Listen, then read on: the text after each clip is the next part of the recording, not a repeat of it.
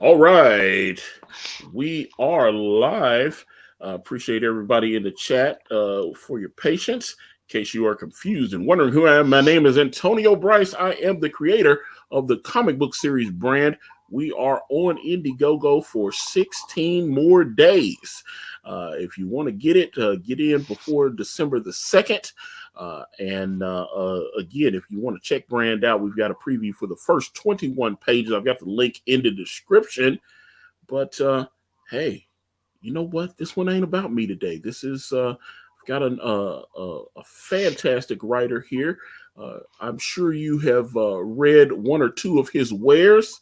I know the first thing I read from him was a very successful book called Graveyard Shift. I know over $106,000 raised. And then they have followed that up with the much anticipated Graveyard Shift Volume 2. And what about $174,000? It looked like y'all did quite well on Graveyard Shift Volume 2. So I'm looking forward to receiving my copy of that. I probably gave it away. Ladies and gentlemen, please welcome Mark Poulton here. How are you, sir? I'm doing well. Thanks for having me. It's a pleasure, sir. It's a pleasure. All right, so let's get into it, Mark. What brings you to this whole comics universe? How did you? What makes you like comics? Or are you kind of like me? Are you kind of a nerd or introvert? Yeah. I was a quiet, artsy kid. My introduction to comic books was G.I. Joe. I played with the toys. I watched Larry the Hama? cartoon. Larry Yeah. Hama? Yeah. So I was watching the cartoon, and they ran a commercial for the toys. And if you remember back in the 80s, it would start off with a little cartoon, with and the then it would go into the thing. Yeah. And I was like, there's a comic book for this? yeah. So I had my mom take me. I looked in the phone book, pre-internet, and found a local comic shop, and I went and I bought as many G.I. Joe comics as I could. And then just seeing the advertisement for different comic books, I started reading Spider-Man, X-Men. I started checking out DC comics, and I've been a fan ever since. Do you lean more towards Marvel or DC? I would say I'm more of a DC fan, but the 90s Marvel, I have a real love for that era. Yeah, 80s, 90s Marvel, Chris Claremont, X-Men. That's where I'm at. Yeah. John Byrne, Fantastic Four, all that good stuff. Avengers. Yeah, that's obviously Steve Englehart, Captain America and different things. So that's what I was into. So that's kind of what it sparked me. What Chris Claremont, Frank Miller on Wolverine, the Wolverine limited series. And then like Ann Nocini on Daredevil after Frank Miller's run, just because I love Frank Miller's run, and then she took over, and I really enjoyed what she was doing. Christopher Priest on Spider-Man versus Wolverine. Mm-hmm. I remember reading it. I've read that book so many times. That book, it really, and I think it's a masterclass in the way to tell a story. It's a little dated now because of the Berlin Wall being gone, but right. But if you ignore, matter of fact, I don't know if you should necessarily ignore the fact that the Berlin Wall is there, because it would date it, but it's such the story is so well told. Yeah, and I really enjoyed it. And like I said, Chris Claremont, Jim Lee. Or Chris Claremont and Mark Silvestri on X-Men, and then that's the kind of stuff I was into. I really enjoyed it. So yeah. For me, I didn't start taking notice to who the creators were until around the 90s, when Liefeld was doing New Mutants, McFarlane was doing Spider-Man, Jim Lee on X-Men. Yeah. I love that. I'm a huge Liefeld fan. I followed him from New Mutants to X-Force, and then over to the creation of Image Comics. The Image founding. That was a glorious day for me. The Image founding it sent shockwaves through the industry. And then I remember Wizard. That's why I was like, I remember Wizard magazine when Image was founded. You know what I'm saying? And then they covered all the Image books. And I was like, I was mostly, I go back and look. I've got like 6 boxes of comics in my closet right now because I was running out of box space for these long boxes. But when I go through all my old comics, it's shocking to me. I was like, man, I was really reading a lot of Image stuff back then. It was so much. Oh yeah, I was getting everything they were putting out. I remember one of like the very first Comic Cons I went to. It was Philadelphia Comic Fest 1993. Extreme Studios were there, and their booth was just mobbed. It was like they were rock stars, just like taking cash from fans. It was it was nuts. Well, I saw, what was it? The Making of Image. It was the Making of Image documentary. It's on Sci-Fi Wire. It's like 5 parts. Well, there's two different Image things they did where they got all the Image founders. One was what was Robert Kirkman's The Secret History of Comics, which was on AMC. Mm-hmm. I thought that was great. I enjoyed that whole show because he did a couple of really interesting shows. He did the Stan Lee versus Jack Kirby, did the creation of Wonder Woman, and he talked about what's the guy, William Mars. I can't remember the guy that created Wonder Woman with his 2 wives and all that. The whole thing. Yeah, I thought that was interesting. He did a show about the Milestone, the creation of Milestone Comics, it was just that the whole thing was just interesting because you had guys like Dennis Cowan and stuff like that were still in. Christopher Priest, he was interviewed, and I was just really, really interested in that whole thing. And then the last show of the season was the big Image show where they actually, really got in there and broke down, and they had everybody, McFarlane, Liefeld, just everybody that mattered, even got Will Sportaccio to do an interview, and just all I was like, Silvestri was in, I was like, the whole thing was great. And then they turned around and did another one on Sci-Fi Wire, which is on YouTube, and you can watch that one. It's like 5 parts. And again, Jim Lee's in it. Everybody's in it. But I like both of those for different reasons. But I thought Robert Kirkman's was exceptional. But the one that's on YouTube, the Sci-Fi Wire one, is incredible as well. And, broken into 5 parts, 5 like 10-minute clips or so. And I just great stuff. And so much history there. I'll have to check it out. Oh, it's incredible, dude. I just like Sci-Fi Wire's got a couple of, they managed to, I guess John Byrne happened to let the one guy that's one of the hosts on the channel, he talked the guy talked him into, allowing him into his home. He did an interview with him and he was like, hey, that guy's not bad. And John Byrne actually let the guy come into his house. And then then they went in there and then you see John Byrne's got like all this original art hanging on the wall, and he owns the Neil Adams Spider-Man versus Superman cover. From, I was like, John, I could live in John Byrne's. I was like, I would just drool over all his original art and just be able to. I understand Mr. Byrne can be a little finicky, at times. He a little prickly, but man, his original art collection was. I was blown away. I was like, when I was like, that's the original Neil Adams. Superman versus Spider-Man. I was like, and I think he had pages of art from Muhammad Ali versus Superman. You remember when they did that? Neil Adams did that one too, and I was just like, man, he had all these original art pages. I was like, that's a fan. That guy's got his collection is exceptional. Obviously a few $100,000 worth of original art pages as well, but I would very much love. I just love it.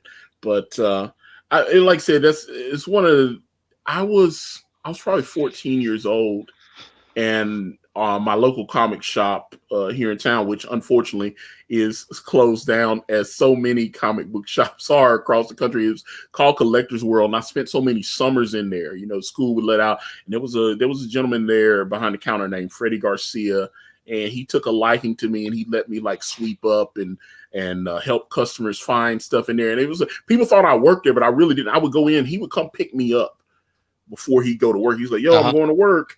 And he come pick me up. He put the alarm code in. We go in, and you know, like he there was a Domino's about half a block away. He was like, "Hey, go get us a pizza," and he paid, you know, and feed us and stuff. And I was like, that was my. I love going.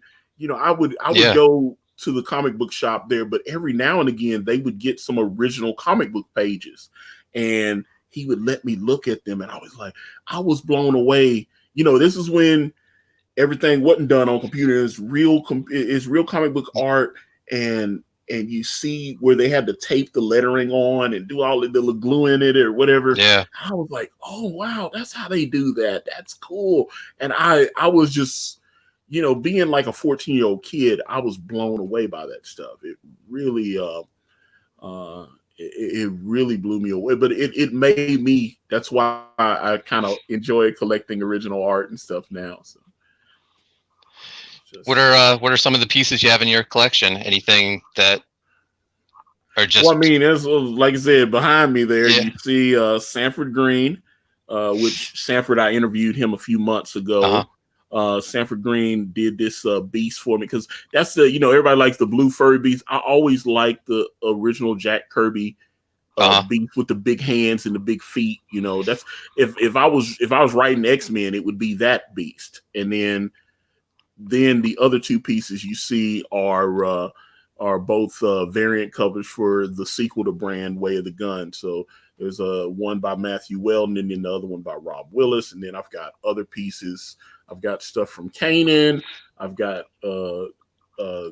variant cover. I bought all the Brand variant covers. I was just like, hey, I want all the art. So I've got the variant cover from an artist by the name of Manasseh Johnson, and I paid him to do one, and he sent it to me. And then I've got my stuff from Jamie Biggs that I use for prints and T-shirts and stuff like that, and then another Matthew Weldon Deadpool that I bought off of him. I love his stuff, and then. I'm running out of wall space. Yeah. So I was just looking around. Oh yeah, and a page from Bigfoot Bill that Doug Tenapel sent me. So. Oh, nice. Yeah, I have some artwork lining the stairway that leads down into my man cave in the basement. The very first piece of original art I got was, I want to say it was 2007. It was my first time at New York Comic Con as a pro. And Rob Liefeld was there, and Rob had known me from his message board because I'm a huge Liefeld fan. And I stopped by just to say hi to him. And this was the first day. And he was like, Mark, last day, come back to my booth. I have a present for you. So I go back on Sunday, and he was like, oh, Mark, here, I have this for you. And he opens up his portfolio, and he takes out an X-Force splash page of Shatterstar, and he gives it to me. What, he just gave it to you? Yeah, he gave it to me. Whoa. Yeah. Man, I would cherish that. Oh, God. That's great, man. Yeah. Oh, so I'm assuming that's framed up somewhere in your home? Oh, yeah. Yeah, it's probably like my most cherished piece of comic. Yeah. Lucky bastard, man. Jeez. Yeah. That's great. But then I have some other pieces from books. I went on to work for Rob. So like the first book I did with him was a relaunch of Brigade back in 2010. Nice. So I have some of the artwork from that, and then some of my old indie stuff from like the beginning of my career, different covers and stuff. I used to do a book called Coney Waves about a female detective in Hawaii. So that's where your Twitter handle comes from. Yeah. Okay. Interesting. Yeah. I always wondered about that, but obviously we hadn't spoken until then. You know, it's like I think we've had some little like, hey, thanks for retweeting or thanks for supporting or something like that. But I mean, we hadn't really had a conversation before today. So that I always went. I was like, "Where's the Coney Wave thing come from?" Okay, interesting. So now I know. But Papa Kanisu is asking, "Were you born in Philly?" I was born in Stratford. It's in South Jersey, and we're about 20 minutes outside of Philadelphia. Because I know Ethan's always in Philly too, because he's Yeah. Jersey, you know. Yeah. But see, but okay, so was that some of the first work you got working for Rob Liefeld, or what were you doing? How did you first start when you decided that you wanted to work in comics? How did you get your first job? So my first job was I did my own comic book. I was fortunate enough. My friends were artists, and we had been talking about it for years to do our own comic book. And we finally, sat down and a book, and it was Coney Waves. We found a publisher, Arcana Studio, and they released the first book in 2006. And from there, I just promoted it, made a name for myself. Rob Liefeld took a real liking to the work and to me. And the first thing I did for him was I scripted the backup story to Image United #2. It was a Bloodstrike short story. Image United, it didn't finish, but each issue that came out had a backup story by one of the founders.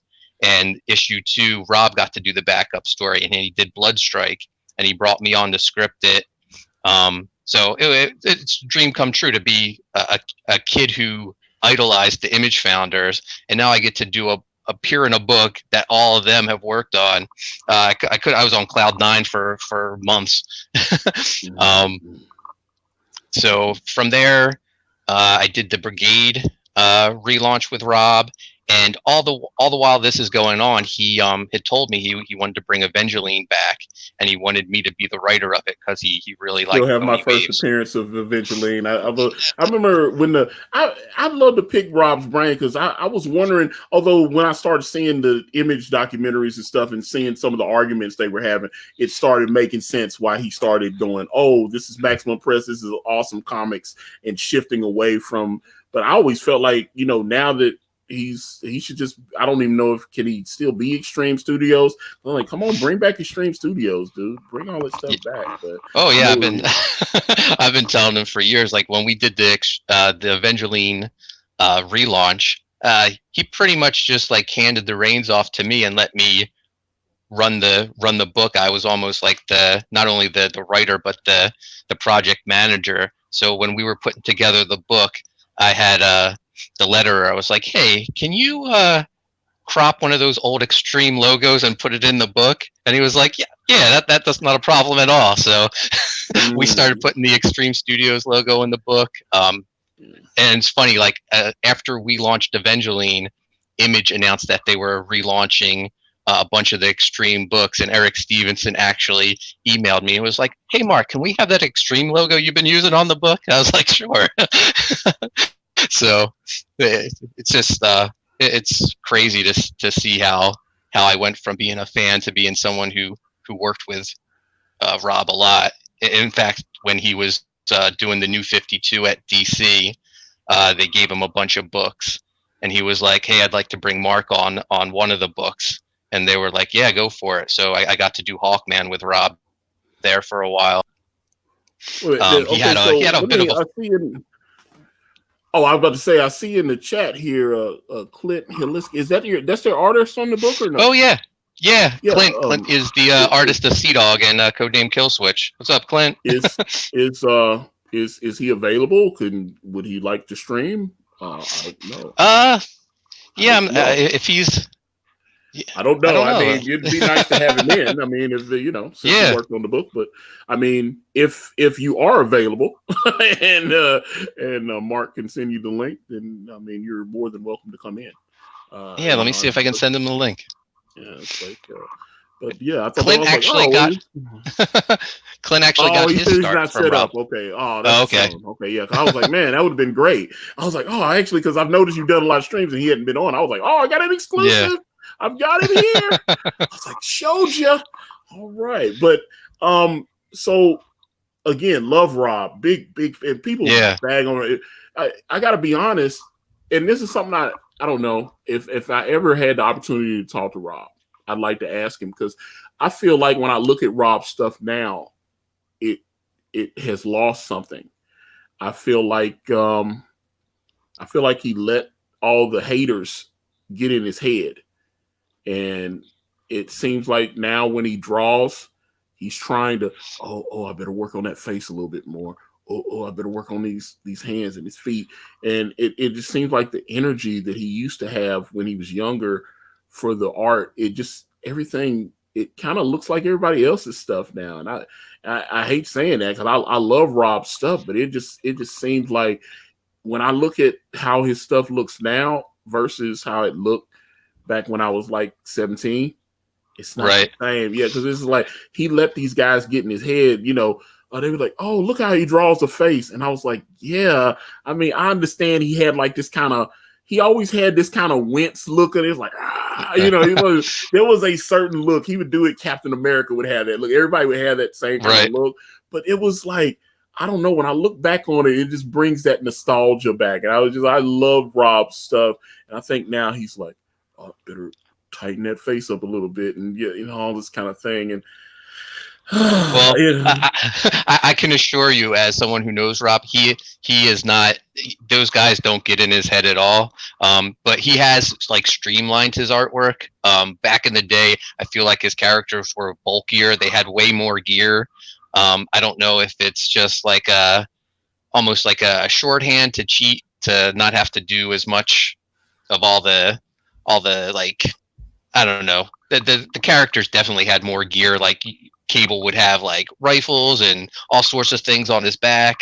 Now he's more streamlined, but I don't know if that's more of a Marvel direction. Not that he's really doing any more work for Marvel. It seems like he had a bit of a falling out with them, but yeah, I've noticed his art's changed over the years. Yeah, it's definitely. Trust me, it just seems like it was like I was all. But the reason I say that, Rob has admitted that he does. He is a liberal blocker. He's blocked. and here's the thing: I've seen a lot of trolls, especially on Twitter, go. They'll put in their bio, they'll go proudly blocked by Rob Liefeld. And I'm like, yeah, I was like, why? I was like, if I had the opportunity to even, although I did a couple months ago, I showed something Rob because he had hired Kanan. Kanan did a cover. I guess he had relaunched Youngblood, I think about 2017, and Kanan did one of the variant covers for him. Yeah. And so, Kanan did one of the Youngblood variants, and it was awesome. Kanan's Youngblood variant was incredible. And I was like, oh, man, And, Rob saw, he said, that he had just been kind of fooling around drawing Youngblood for fun. And Rob saw it, and he was like, yo, let me get you to do a cover. Kanan was one of the guys on the Rob Liefeld message board years ago. It was like me, John Malin. Yeah, that's what he also mentioned meeting John on Pencil Jack, which I've never. Pencil Jack and digital webbing and all that. Yes, Kanan used to be all that. So that was one of the things I wanted to ask you. So obviously, you and John Malin came up with Graveyard Shift. How do you guys link up? So John and I had known each other through Rob Liefeld's message board. And right when I helped Rob relaunch Brigade in 2010, I was feeling good about myself, and I was like, I'm gonna attempt to reach out to John to see if he wanted to work on something, because he had done some work for Rob too. And we were kind of like Rob's two, I don't know, proteges from the message board. Speaking of being unblocked, I was very happy when Rob Liefeld unblocked John Malin. Yeah. That was awesome. So I reached out to John and I was like, hey, I have this idea. And it's sort of like Universal Monsters meets X-Men. I call it Graveyard Shift. And John was like, he doesn't remember saying this, but I remember it clear as day with his response. He was like, everyone wants me to draw their bookmark, but you're the first one to ask me to draw monsters, so I'm in. So he was like, he was like, did I really say that? I was like, yeah. And he goes, oh, I was a little full of myself. But so we've been working on this book since 2010. and he liked the concept. Originally, I guess it was around 2011 when I was doing Evangeline. I showed Rob Liefeld the pages to it, and Rob flipped out over the book, and he was like, "Mark, I'm going to help you guys set this up at Image. I'm flying out to talk to Kirkman about a project, but when I get back, we're going to get this set up." And I was like, "Awesome, this is great." And so he Rob did do a book with Kirkman. I saw there's a book on Amazon. I saw with Rob Liefeld, because I know Kirkman was just like, I'm going to work with all my heroes. I'm going to do a book with Todd McFarlane. Yeah. He worked with everybody. He was like, yeah, I'm going to write a story, and then I'm going to have Todd draw it, and I'm going to do another story, and Rob Liefeld's going to draw it. So I don't know if he got it. I don't think he did a Jim Lee story. I didn't see, but I'd love to see that too. Yeah. So Rob gets back from this meeting. The book they were doing was The Infinite, and Rob was like, so Mark, I'm relaunching Youngblood. I would like John to be the artist of it, but I will only do it if you give your blessing, because I know you guys are working on Graveyard Shift, and of course I'm not going to block my friend from this big opportunity. So I agreed to let John. I'm actually the one who gave John the news that Rob had wanted him to relaunch Youngblood. So John did that. Graveyard Shift was put on hold. Yeah, that's one thing I know when I've talked to John, that was the Graveyard Shift just kept being put on hold.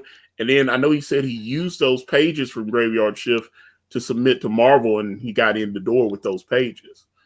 Yep. So, so then Graveyard Shift got put hold again when John was at Marvel, and all the while, like whenever he had a break, he would work on it.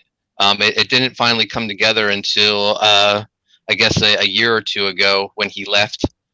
He left Marvel when he was working on Cable, and that was a great run. His art on Cable was outstanding. I was like, oh yeah, I really liked his art on Cable. So just going back to the guys from the Liefeld message board, when I was doing Evangeline, the first story arc was collected in a hardcover. So it's written by me. There's backups by me and John, and then there's a pinup by Kanan and Ben Jones. So it's like a little Comicsgate. Okay. Yeah. Oh, I did. Okay, so it's a hardcover, because I still have the first appearance of Evangeline. I still have it. And that was when they were doing all the foil covers and like that was one of the things, like when Ethan was like, I'm doing this chromium cover and hadn't been seen in like decades or whatever. And I was like, back in the 90s, they used to put them things out all the time, and hollow foil, all the ace tape and all this, I was like, okay. But yeah, I have like a Evangeline, and it had like the chromium cover, and I used to get that stuff all the time. I loved Evangeline, and I remember a couple of years ago they said that Rob had, like, I think that maybe that was the Netflix deal that fell through, where he was Evangeline was part of that, where they were gonna do like a universe or something and make movies or TV shows or something, and then he was like, okay, we're not doing that anymore. But I was like, I had always loved Evangeline. I thought she was cool. Glory, I like Glory.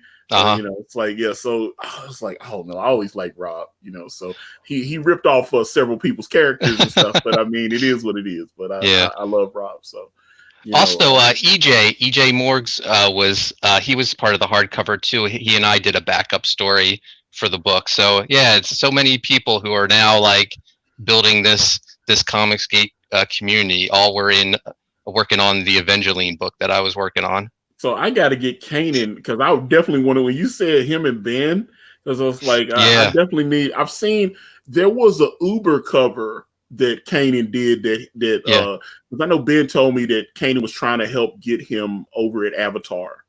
And I guess it didn't bear fruit, but Kanan was like, they at least let Ben ink some covers or something. I know you can find it on Google where Ben inked Kanan on one of the Uber covers.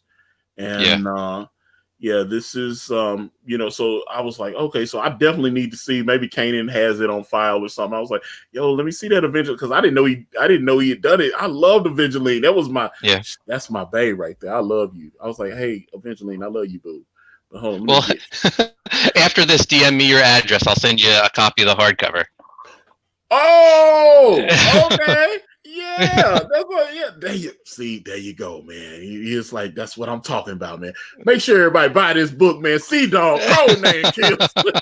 Get it, everybody. Go ahead. But Comic Book Bob said, didn't someone recently buy the rights to Youngblood out from under? And that's it. This is it happened, but that deal was old. It was an old deal Yeah. with Rob, and this wasn't a new deal. This was when Rob was what they said they were restructuring or whatever, and they had three partners, and then they all split the properties up. From what I know, I think like when Rob was doing had the imprint Awesome, his money backer pulled out. Because Jeff Loeb was one of the people. Jeff Loeb had done something over with Ian Churchill. He did a book over there with Ian Churchill, which I love. Ian Churchill. Ian Churchill was on cable, and I loved Ian Churchill on cable. And I would love to talk to him. So I guess when the money backer pulled out from Awesome, Rob was scrambling to get his employees paid and get the books out. And I think that's when he made this deal to sell his characters and he split them up in three, and he owned a third of them. And then the guys that owned Malibu at the time, and then became Platinum Studios, they bought a third, and then another guy bought a third who just kind of lets Rob, run the ship for those books. And so the guys that owned Malibu ended up selling the publishing rights to this guy Andrew Rev, who used to own Comico. So that's where the rights lie now with Andrew Rev, who runs Terrific LLC. Yeah, and I saw they've got the Twitter, and they were looking for they tweeted out a couple weeks ago they were looking for people to submit art to them and stuff like that, because they're definitely going to relaunch Youngblood. But Rob's like, you're going to relaunch Youngblood without the creator? It doesn't make sense. It would seem like it would be more successful if Rob Liefeld was actually involved in it. Of course. It's like, I just, those are his babies. Why wouldn't you come to him and say, hey, Rob, let's work this out? But Rob is it. I've been seeing people tweeting to Rob that they're getting their brigades. I know that was, what was it? Is it Brigade? That was, or was it Blood? I'm trying to think. It was Brigade that was his Kickstarter. And Indiegogo, and I know Richard C. Meyer, your boy Zach. I know he backed, because that was something I was talking to him in the DMs before. We were talking about Rob, and he was like, you know what? He said he's really late on this. He said, but he said, I love Rob, so I went ahead and backed his Indiegogo anyway. And I was like, you might never get that book. And he was like, I know, but I love Rob, so I wanted to get it. And people are tweeting. It's actually cool that it's actually cool that people are finally being able to tweet to Rob that they got the books. It was like, I got my book. And so I was like, so those campaigns, I know it's been, 5 or 6 years? I think it's been maybe 7 years. Yeah, it's been a minute. Some people got refunds and not, but he's actually, although some people were mad because he took copies to New York Comic Con and Los Angeles Comic Con. I remember he had some kind of special editions, and people were like, you're not going to ship out to your backers first? But he started shipping out immediately. So it was some kind of, I was watching his Instagram TV, and he was holding up these different, they had like a gold foil Brigade. He said, okay, this version of Brigade is only available for the first day, that Thursday, and then like Friday, I'm doing this one or whatever, you only had, and then there was a special edition that was only going to be available on Sunday or something. He had he had thousands and thousands of copies, man. And then he did the same thing again when he went to Los Angeles. He had special Los Angeles version of the books and everything. And then, like I said, they started shipping the comics out. So that's awesome. Yeah. I backed the hardcover. But I picked up the New York exclusive because I was like, I need to read this book, and I don't know when I'm getting the hardcover. So a friend picked up the New York version of it for me. I wanted the Spawn 300 limited edition that they had up there in New York Comic Con. I'm such a Todd fan, but Todd McFarlane, man, that was Todd McFarlane was probably, it was Todd, Rob, and Jim Lee. Those were my three favorite. So It was those three were my absolute favorite artists. I'd get Todd on Spider-Man, New Mutants from Rob, Jim Lee on X-Men, and then I'd sprinkle in a little Mark Silvestri on like Wolverine and stuff. Yeah. They were the rock stars, man. Oh God, man. It was like like I said, all the Image founders. Except I like Wills. I really like Wills' style. Wasn't as big into Jim Valentino. But I know some people, what was that Shadowhawk he had? Yeah, people, I saw some people, they love Shadowhawk. They were like, oh, Shadowhawk. And I was just like, oh. Well, yeah. Jim wasn't really, Jim Valentino wasn't my favorite either, but he had that great Shadowhawk foil cover that made me have to get the book. Mm-hmm. Yeah, I was just like, but no, there's a couple of Instagram collectors that I follow, and there's one guy I follow him. He's a huge Shadowhawk fan, and he managed to get Jim. I guess he's been a fan of Jim's for like a decade, and just always been like, hey Jim, this dude on his Instagram page, he must have at least 20 things that Jim Valentino has signed. I mean, it's unreal the amount of stuff, and they're like limited variant stuff that he shouldn't be able to find. They were like, I did not realize that there was. Well, as a matter of fact, he's the only person I know that's like that hard of a Shadowhawk collector. Yeah. And then finally he managed to get, there must have been some kind of black variant of Shadowhawk 1, I think, or something. It was extremely rare. And there's only a few copies of it that Jim actually autographed. And I mean, it sounded like it was hard. It was like a production copy or something. And he was friendly with Jim, and he wrote his post, and I guess Jim has had some health problems or whatever, but he had contacted Jim, and Jim was like, hey, yeah, send the bookie and I'll sign it. And when he sent it in, I guess he wanted it graded and everything. Jim actually remarked and put Shadowhawk on the cover for him. He geeked out, dude. Oh, wow. I was like, oh, I'm telling you, and I understood how he felt because, back in August, after like 6 months of begging, I managed to get Jeff Smith to come on this channel. And anybody that knows me knows how big of a Bone fan I am. Jeff Smith was, it's almost, everybody's like, dude, you've been talking about getting Jeff Smith. Now that you got him, because I was like, I never thought Jeff Smith would come on this channel. Jeff Smith came on my channel, and I was like, okay, so now I said, well, if you climb the mountain, then you got to find another mountain to climb. So now, that's it, man. So, I would love to get Todd McFarlane. I'd love to get Mark Silvestri. I'd love to get Rob Liefeld, Jim Lee. There's still people that I would love to talk to. So at that point, but it was getting to talk to Jeff before we went on the air and getting to talk to Jeff when we went off the air. I cherished that he took the time and he talked to me. And I was like, hey, you got these new hardcover, full color editions of the Collected Bone. I would love to get one. I'll buy it off of you. Just let me know. And he was like, he said, man, it sounds like you've been supporting my career for at least a quarter century.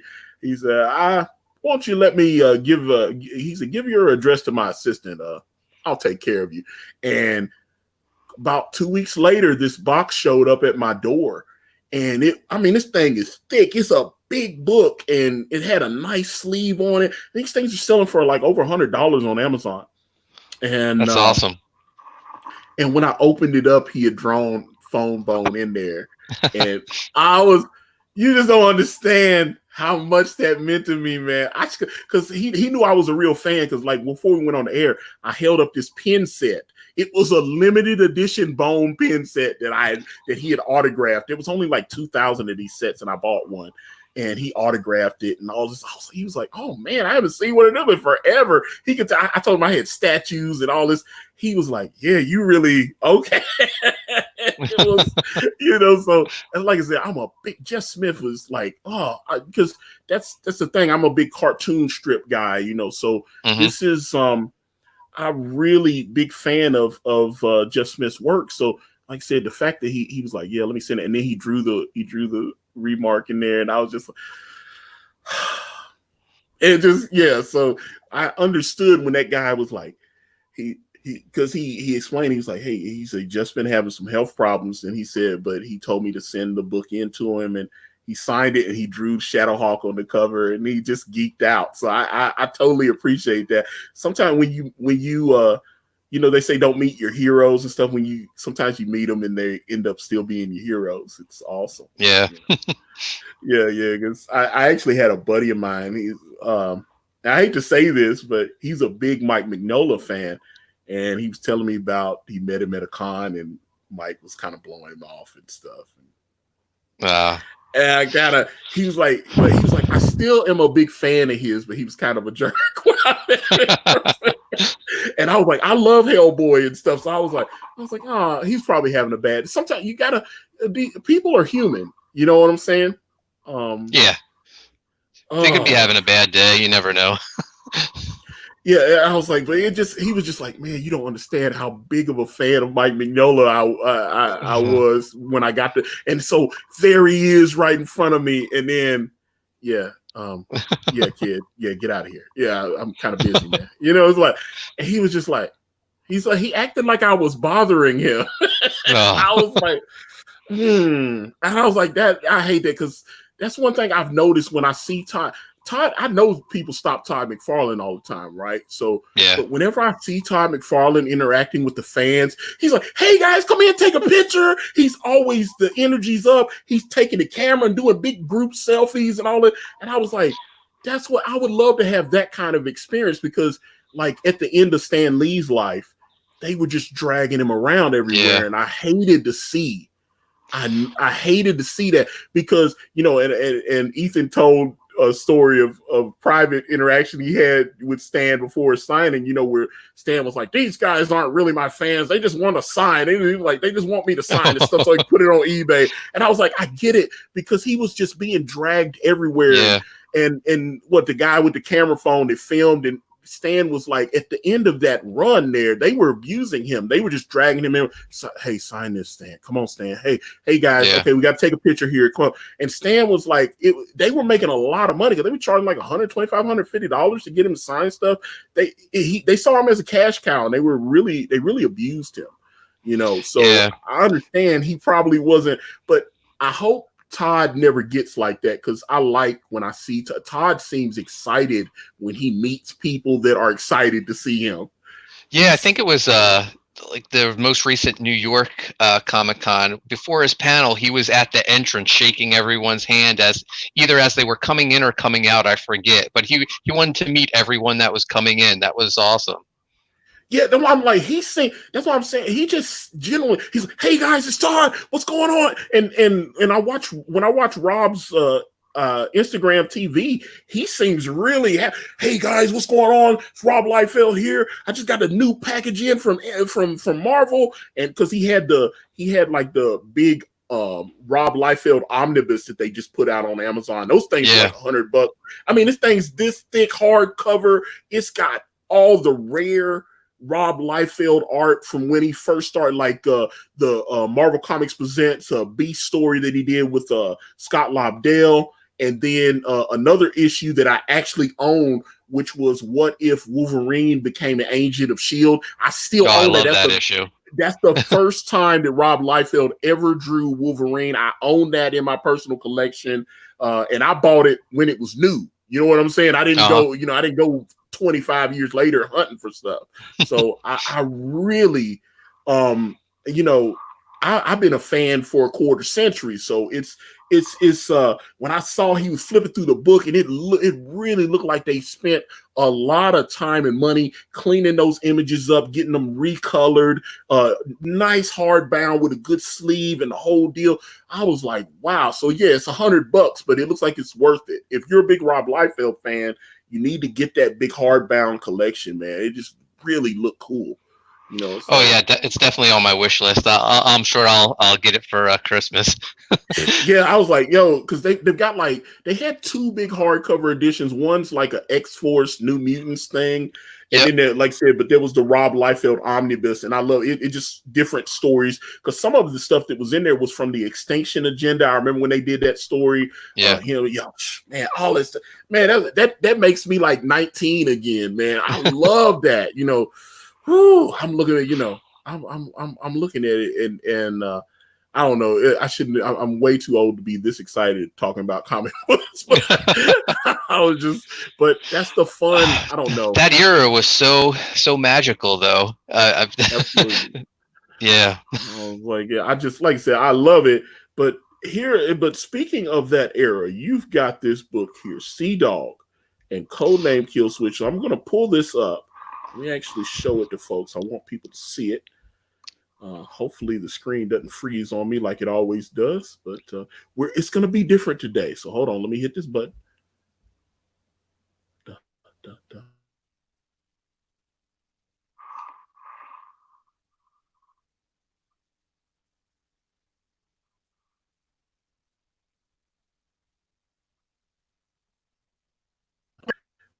Looks like it's coming back. Do I still have Mark? Yeah. All right. I'm here. Because the screen locked up on me. Let me see. But it froze for a bit. Yeah, that's one thing. I think that's a StreamYard's glitch that they need to work out. But yeah, StreamYard's works. Hold up! I'm showing the brand stuff. I don't want to. That was man, exclusive preview. That was some stuff that we weren't showing yet. Some of it's from Way of the Gun, and I don't. Yeah, some of the stuff we haven't shown online yet. Oh, damn it! Stop doing that. I'm trying to get the SeaDog. It's right there at the top, and I just want to share it. I was like, please let me. I'm trying to show it. Let me see what's showing up on my. God, I hate when I do the screen share because I'm like, I want people to see it. You got this real cool art on here. And let me see. Hold on. Let me see. Can I get it without showing too many? Because I've been getting pages in from. Oh no. Okay. There we go. Here we go. Hold on. Don't show my stuff again. Yeah, see how it's doing. See how the computer. Yeah. I'm having boomer stuff. And I was like, I got all excited. And I was like, okay, hold on. Let me see. Can I get it to work? Because I was like, Okay. If I could get it to work. Right. Yeah, there we go. All right. This is SeaDog and Codename Killswitch, Book 1. Yeah. From the glorious Mark Poulton. And yeah, I love it, man. Yeah. So and your son, is that not correct? That's correct. We've worked together before. He and I we wrote the kids graphic novel Pizza Tree 2 years ago, and we ended up getting nominated for best kids graphic novel in the Ringo Awards. Tell me about Pizza Tree right quick, because I've heard you mention that a few times. Tell me about Pizza Tree. Yeah, it was an idea my son came up with when he was 4 years old. We were out having pizza, and he said, "Daddy, I know where pizza comes from." I was like, "Really?" And he was like, "Yeah, it's simple. You take a slice of pepperoni and you plant it in the ground, and a pizza tree grows." And I was like, "Oh my God, that's brilliant! That needs to be a book." So at the time, I was doing some other projects, but I would work on that on and off, and it came out 2017. Just with that concept, a little boy plants a slice of pepperoni in his backyard, and an evil pizza tree grows and terrorizes the town that they live in. We're both big, even though my son is 9, he still loves horror. He loved the Goosebumps TV show. I would show him that from Netflix, and he loved the Goosebumps movie. So we definitely had to have a horror vibe to it. And the book did really well for us. It was the first book I self-published, but we were nominated for a Ringo Award for Best Kids Graphic Novel. We got to go to the ceremony at Baltimore Comic Con. We didn't win. He took it really hard, but a month later, we ended up winning the Moonbeam Awards, which is a national children's book award. We won for Best Kids Graphic Novel. So he was so excited when we won that, and you know, that award is way bigger than the Ringo Award. So you know, it all worked out. That book, that award was shipped to us, and it came in this huge box. I swear that the plaque must weigh 20 pounds. Oh, But I love it. I love it. I love it. So yeah, he's been working with me for a while, and he got so wrapped up in the last Graveyard Shift campaign. He was always asking me, "What's it at now, Dad? What's it at?" He was getting so excited, and he was like, "Dad, we need to do something cool like Graveyard Shift. I don't want to do a kiddies book." And I was like, "Okay, we can develop something." And we came up with SeaDog, and it just so happened, like when we were developing that, Clint, our artist, he hit me up and he was like, "Mark, would you be interested in working on something?" I've known Clint for years. We both worked at Arcana Studio for a while. I was the vice president of operations there, and Clint, he had drawn a bunch of books for us. He had drawn the Greatest American Hero comic for us. We had the license to that. I love that show. Yeah, yeah, it's one of my favorites. Yeah, that's why I was. Oh, see, that's like, dude, I can talk to you all day. Yeah. So I told Clint, I was like, "Yeah, I'd love to work with you. I love your art. My son and I have this idea. It's kind of crazy. I don't know if you'd be interested in not just working with me, but my son." So I pitched him SeaDog, and he was like, "Yeah, I like it."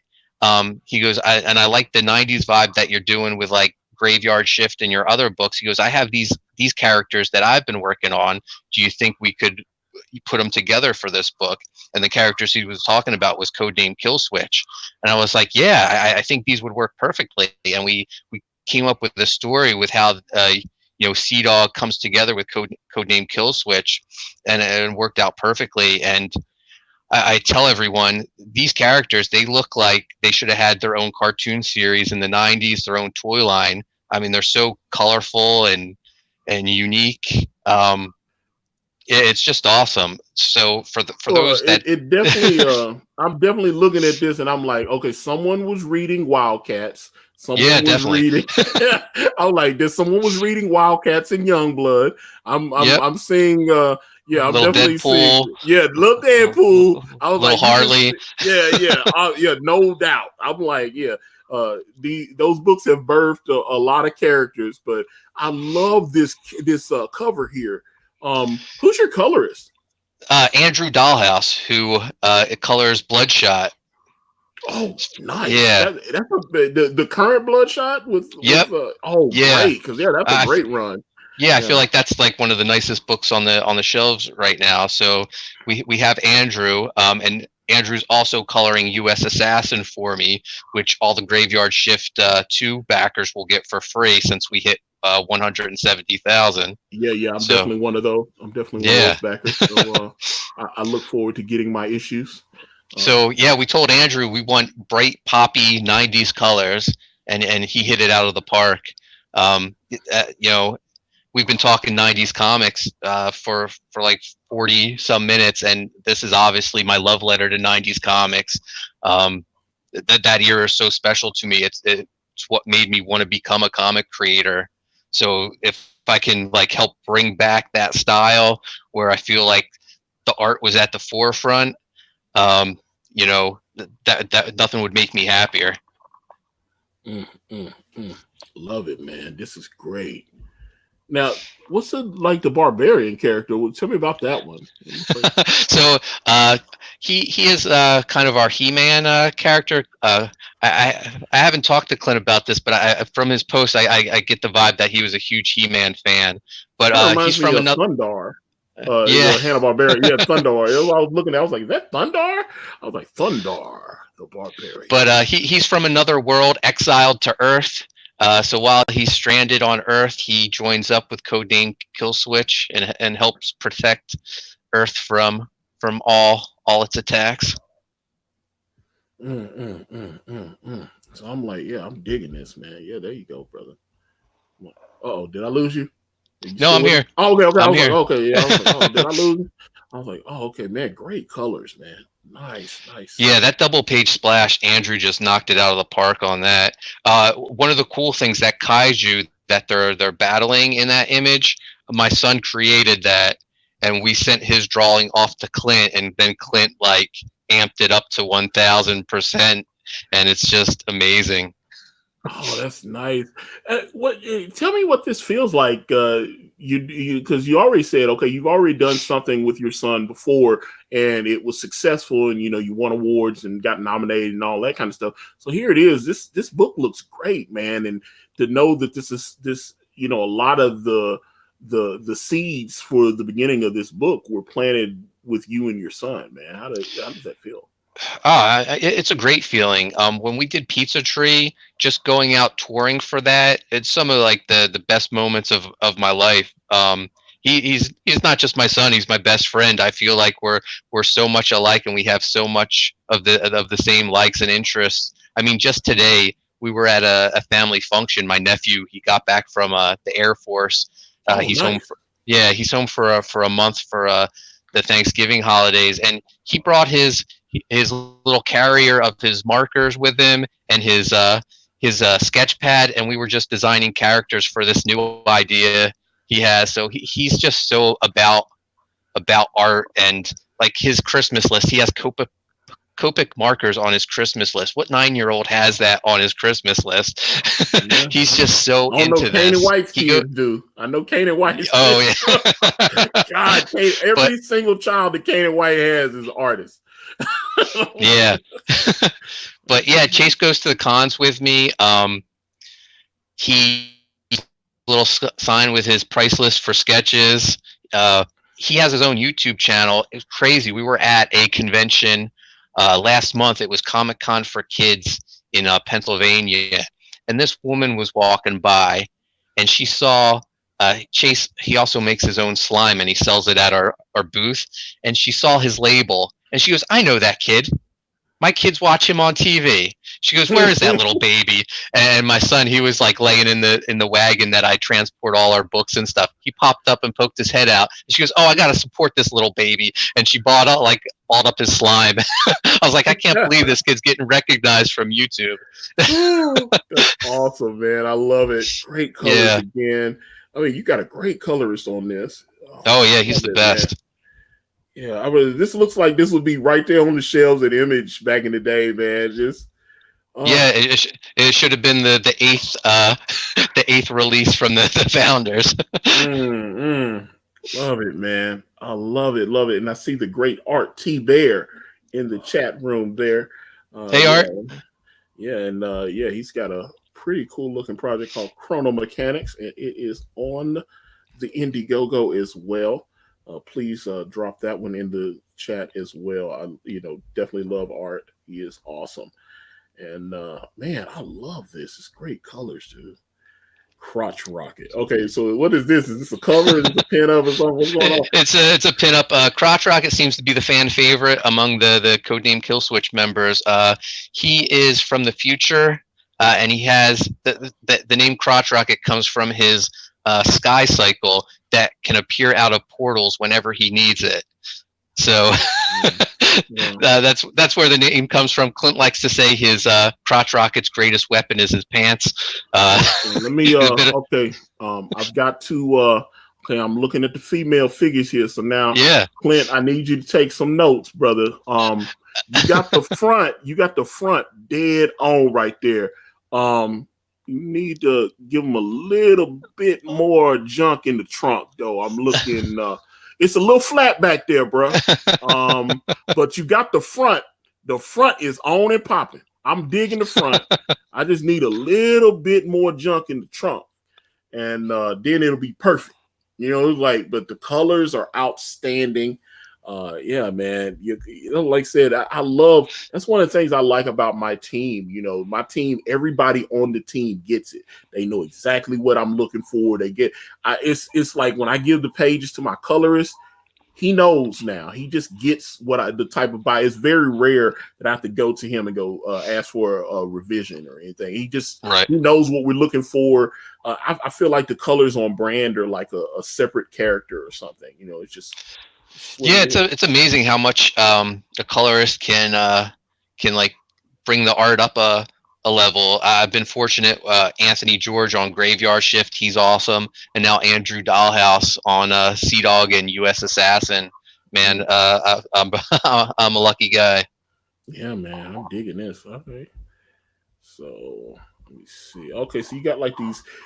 See that reminds me of like the '80s and '90s where you've got all these like character cards and stuff. Oh You yeah, know? like the who's who and the Marvel Universe guides and stuff. Yeah, it's definitely what we were going for. I also kind of see the like the GI Joe file cards from the back of the toys. Love it, man. I'm digging it. So let me see. Okay, so SeaDog, Soldier 7. Okay, Rebel. I don't know how many of these. Yeah, actually, because I know you gotta. Hold up. Oh, don't lock up on me. There you go. Okay. Ooh, Stormborn, Neon. Yeah. So his name is actually okay. His name is actually Crotch Rocket. That's what I thought that was Yep. the name of it. Okay, so it's like, okay, so yeah, I like that. Okay, Crotch Rocket. Okay, definitely unique. Neon, yeah, Stormborn, Tundra. Ooh, like it. So wait, which one's Killswitch? Hold on, let me go back. Is Killswitch? Killswitch is the name of the team. Oh, okay. I Yeah. thought it was a character. Okay, gotcha. Okay, I gotcha. Let me see, but I'm digging it. Okay, so the team is called Killswitch. Yep. Okay, and then bam, nice action shot there. That you know that looked like Wolverine, right? I'm not telling you Yeah. anything. Okay, I'm looking at it. You're not telling us anything we don't. I'm like, yeah. My next Indiegogo is called Lawsuit. And I'm like, that's Wolverine. And I was like, I'm looking at it. I'm like, okay, that's yeah. I'm like, it's like when but the thing you gotta learn to talk like Rob Liefeld, where he's like, hey Rob, you know you just ripped off Lobo, right? No, that's not Lobo. It's completely something different. Rob, Yeah. Well, this character's Bearcat. He's one of our legion of villains that SeaDog and Codename Killswitch face off against. Okay, so let's see, what's this, Anju, or man, I can't say your name, Anju, in the chat. He said, I thought Killswitch was the Spartan. Yeah, because I was like, I'm looking at your man there, your what's the Soldier 7? Soldier 7, yeah. He Yeah, definitely I was has like, that that's Spartan. clearly Spartan. Yeah, that's definitely Spartan. I mean, bruh, come on, I'm just saying, me and you gonna talk. We gonna talk plain. That's Spartan, bruh. That's why I was like, that's when I saw it. I was like, someone has clearly been reading Wildcats. I mean, it was very clear. Young Blood Wildcats. I was like, yeah. It was definitely Jim Lee birthed some babies on this team. And I was like, but yeah, man. But I was like, yeah, that dude looks so much like Spartan. I was like, yo, but yeah, this is dope right here. I like this. This is real cool. That guy clearly looks like Deathstroke. He definitely looks like Deathstroke. I was like, oh man, come on, Deathstroke, the Terminator. And I mean old school George Perez Deathstroke.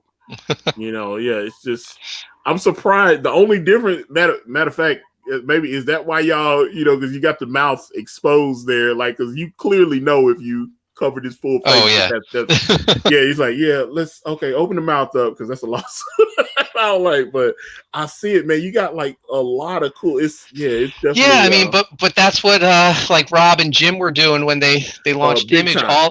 All these characters kind of looked like, they were taken from what worked for them, and we're kind of doing what we grew up loving. We're kind of bringing back in our own unique way. We got like a Harley, a He-Man, a little Wildcats thrown in,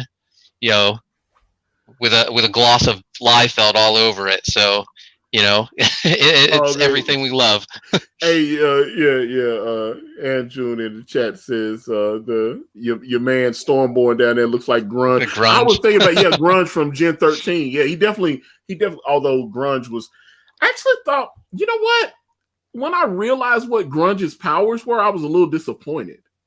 When I started reading Gen 13, he had the muscles and the whole deal, and I thought what was he? He was like a speedster or something. He had like, what was it? He didn't have super strength. I'm trying to remember. His powers were very disappointing, as I recall. Yeah, he wasn't. Yeah, that's what I'm saying. The fact that you can't remember, that's why I was like, and I was like, yeah, man. I thought I was like, oh man, this dude's gonna be cool. And I mean, the art was incredible. J. Scott Campbell was killing it, man. But it was just too much. But I think grunge was just there for eye candy, something like that. And so let me actually get up here and look at your rewards and see what all. All right, okay. So you got your featured perk, $75, make it holla, Malin Militia. All right. So what all you get with the Malin Militia? So you get the regular graphic novel with Clint's cover. You get the Ash Can to Volume 2. You get a 7-card trading set, and then you get John Malin's variant cover. Oh, John's doing a variant cover. Yep. Yeah, I'm calling out the big guns, cashing in favors and stuff. Yeah, well, I mean, hey, what's the point of being tight with John Malin if you can't get John Malin to do a cover for you, man? Yeah, there you go, man. I definitely respect that. Malin Militia.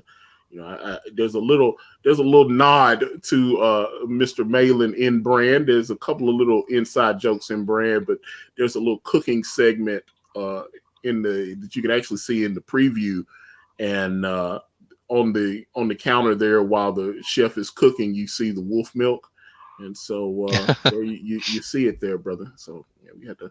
All right, so you got the Chihuahua. So what is that? Just the regular book by itself, or? Yep. Our basic tier, Volume 1, with the regular Clint Holinsky cover. I'm digging it, brother.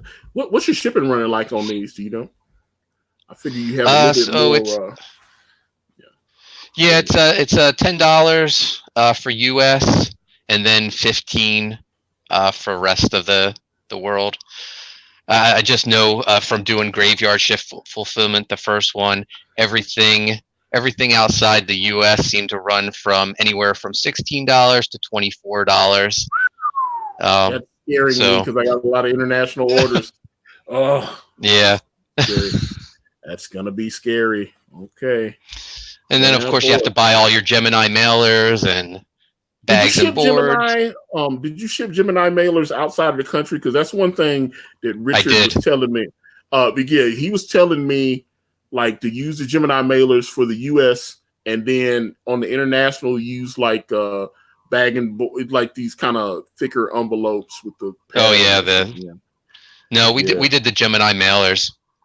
Oh. Because I definitely I already got a good price on a flat of those, and definitely want to bring them in. But he was saying, when you ship international, don't use those because they add to the cost. And then so let's see, Bulldog. What's the Bulldog one? That's 2 copies of the book. And then I'm assuming the shipping's maybe a little more than the 10. No, I kept the shipping the same for everything. Oh, okay, just flat rate. Okay. Yep. And then you got Golden Retriever. Okay, I'm sensing a theme here. Yes. So Golden Retriever is the Volume 1 book, the Ash Can for Volume 2, and then the trading card set. We actually had a Comicsgate contest to find our trading card artist. I was retweeting in that. That's all a lot of people's tweeting that out. So we actually picked our winner. We haven't announced it yet. We're going to wait till he's already working on the cards. Once he has a couple cards finished, we're going to announce it and show off the cards that he's been working on. But they look fantastic. Oh, nice. Okay, good. Yeah.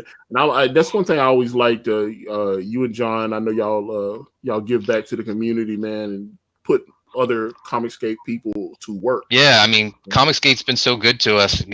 I feel like I want to give back. I feel like it's my responsibility too. Absolutely. All right, so Golden Retriever, and then let me see, German Shepherd is the next one.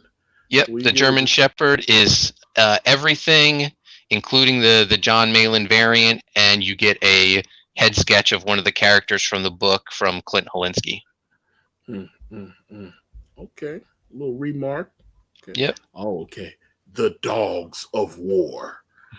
So this is everything, both versions of the book, the Ash Can, the trading cards, the sketch from Clint, and a SeaDog hockey jersey that you can have with your name and number on the back. A hockey jersey? Yep.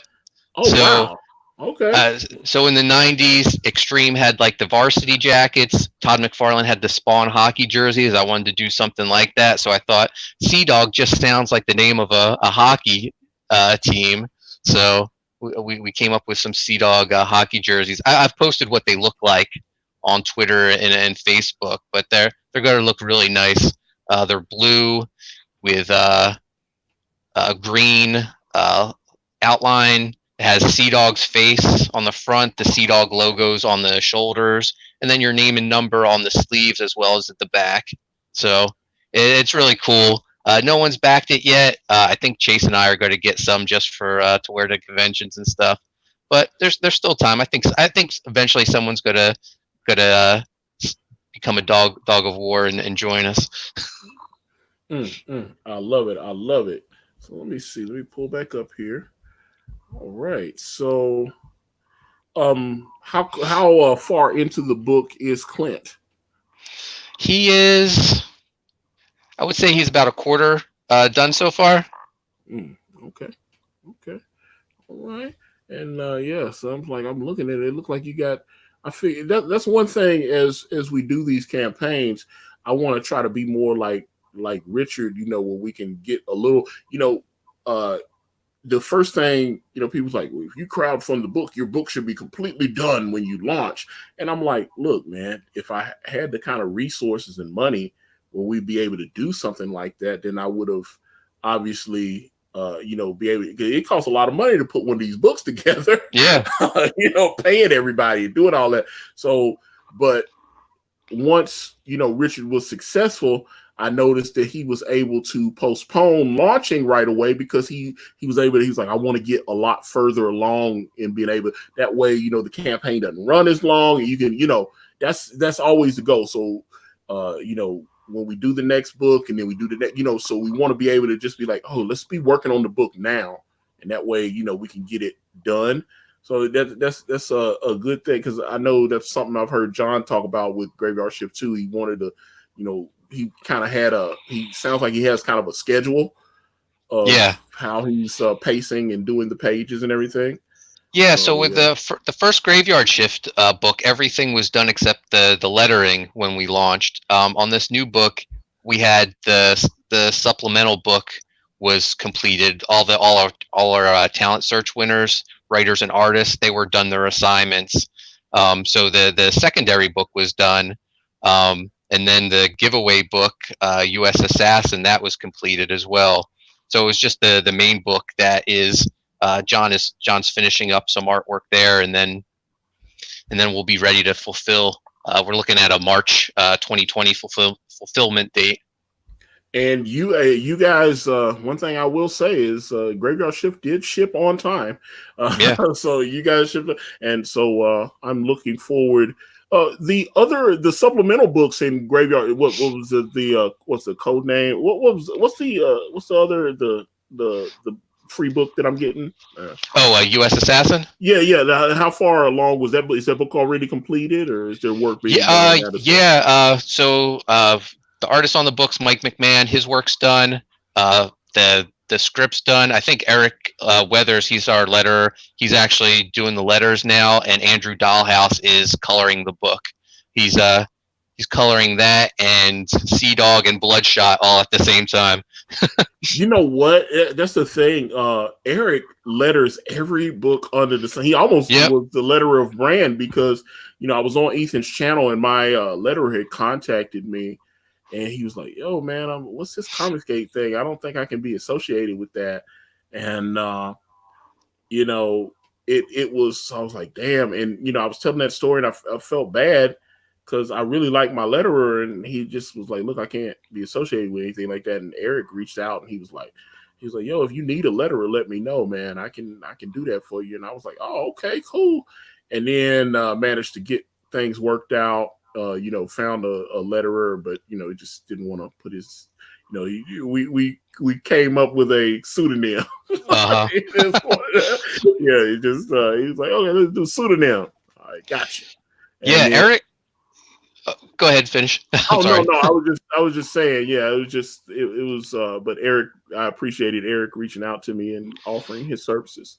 Yeah, Eric's like the perfect example of what initiative will get you.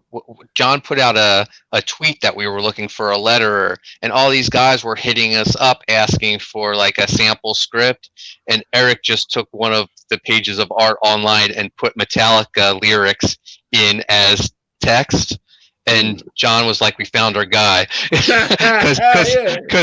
he did it in like he did it like almost. I think John said we're looking for like a '90s Spawn type style, and Eric just it didn't matter what the text said, so he just plugged in Metallica lyrics. It was just mattered how it looked, like with the little the word balloons and the captions, and Eric nailed the style we wanted, and we're like, "You're hired." And from there, Eric became like the go-to letterer in Comicsgate. Yeah, dude, that's what I'm saying. I mean, hell, he even got the Earthworm Jim book, from Doug to Nagel, and I was like, it's like I was sitting there going, damn, he getting all these. I just, oh man, it's too much. I was like, yeah, I was like, I respect Eric's hustle. So Yeah. Eric, I salute his hustle, man. Nobody works harder than that man. So yeah, I appreciate it. So he's doing your book and doing all the graveyard shifts and all that. I was like, yeah, get it, man. I like that. And again, looking forward to receiving volume 2 of that. And this project looks really, really outstanding. I see, you're almost fully funded. It looks like love will come your way, and you will obviously, I understand that you would like a little bit more padding if possible. So I think we're like $140 away. Once we get there, we're going to start announcing stretch goals. Clint sort of let it slip online what our first stretch goal is going to be. Everyone will get a print of SeaDog and Codename Killswitch versus Graveyard Shift. Oh wow! Nice. Yeah. Okay. So well, I didn't know that. Okay. So yeah. Okay. So all right. I like that. You gotta follow Clint on Twitter. He posted the artwork already. Ooh, I definitely need to check that out. Okay. All right. That's exciting. I like that. All right. Is his version or is John drawing it? It's his version. John was actually the one who Clint was just going to do it for fun to try to just bring some eyes towards the project, and John was like, no, you guys should offer it as a stretch goal if you think it'll help. So yeah, I definitely think Graveyard Shift completists out there will want it. So once we hit our goal, then that's the first stretch goal.